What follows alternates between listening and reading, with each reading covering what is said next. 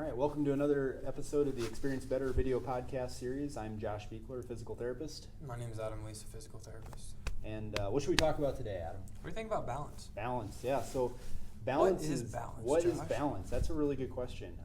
And it sounds really intuitive, and it's like, well, yeah, that's that thing that kind of prevents you from falling down.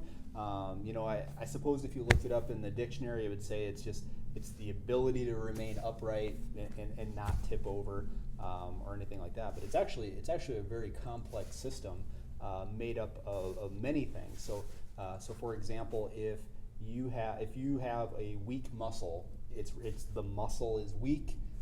You can kind of pinpoint exactly what the problem is, and you can target an intervention to it and move forward. But balance is a little trickier than that. You have to understand why somebody's balance is poor, and it can be a whole bunch of reasons. And because balance is made up of a lot of things, and none more important necessarily than the other. They all contribute, and for different people, different amounts. So one of the first ones is strength. So obviously, if you don't have good muscle strength, especially in your core and your legs, your ability to just remain upright for an extended period of time and go for a walk is going to be compromised. You're going to get weak. And your muscle's going to give out, and you're going to go down. So strength is one component of it. Another really important component of it is something we call proprioception, and proprioception is more your ability to change or adapt to your environment. So none of us walk just on a straight path all the time, flat ground, and just forward all the time. We start, we stop, we turn.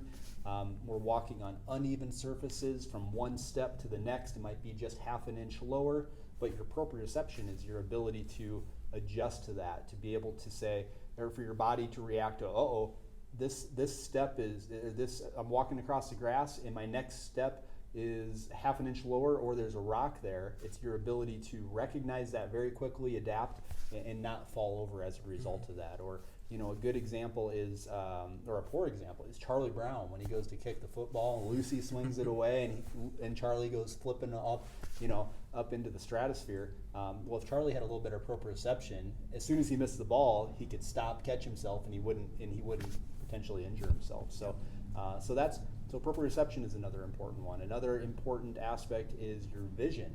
If you have poor vision, your ability to recognize your surroundings and perceive what's happening around you is going to be impacted and make everything else have to work that much harder. So your vision is very important to your balance. In addition to just the sensation, the ability to feel your feet, your ability for you to feel your feet on the ground and know what's going on.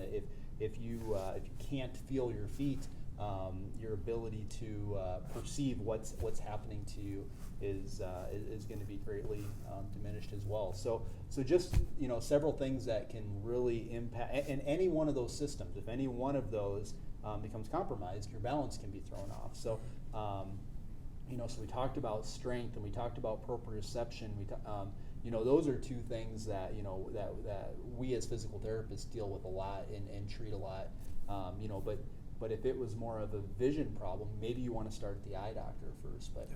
But I think the important thing is that if you notice that you're starting to fall more often and you want to chalk it up to clumsiness, that's okay once or twice. But if you start falling more than once a month, just for clumsiness, there could be something wrong with your balance, and a lot of times that's a sign of that there's something going on in your body, and you need to get it definitely checked out.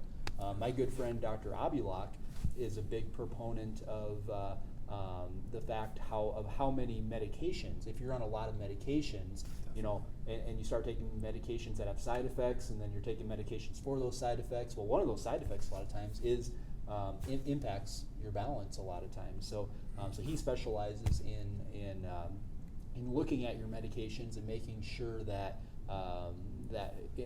he's very cognizant of making sure that your balance isn't going to be impacted by all the medications you're on, and really trying to get you on as few as possible. So definitely a plug into Dr. Abulak if you ever at Good Samaritan Medical Group, if you ever would like to talk to somebody about that. But obviously we're here as well to help you with your balance, with your strength. with that proprioception type thing, get you back on the right track. We've had a lot of success with that, and a lot of happy people that have come through our clinic as a result of improving their balance. It's just, what you hear again and again is my world is so much bigger.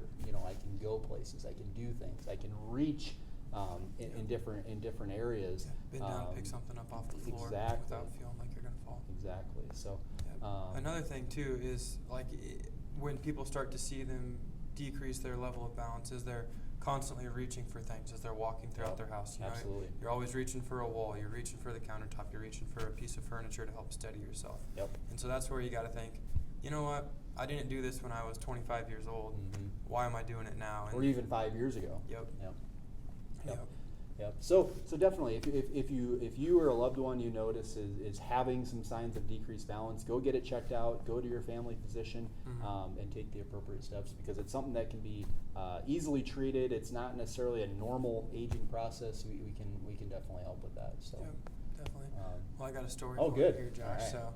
So my son, he's not quite 2 years old yet, and we always go on walks around the neighborhood, and he loves basketball, and so he's always saying hoop. Like half the time, his first word when he wakes up this morning is shoot hoops, and so he's always looking for the hoop. So when we're on walks, sometimes you don't take care of your hoops. You haven't Sure. used it in 25 years, whatever, and you don't have a net on it. Uh-huh. So Noah, he always points out broken hoop, hoop. Touch it. He always wants to touch the hoops. He's a goofy little guy, but hopefully, He's you. He's exactly. your son, so. Me incarnate, yeah. So hopefully he continues that interest in basketball. But Awesome. He's always pointing out those broken hoops. So Very good. yeah. All right. Well, thanks for joining us, and we'll see you next time.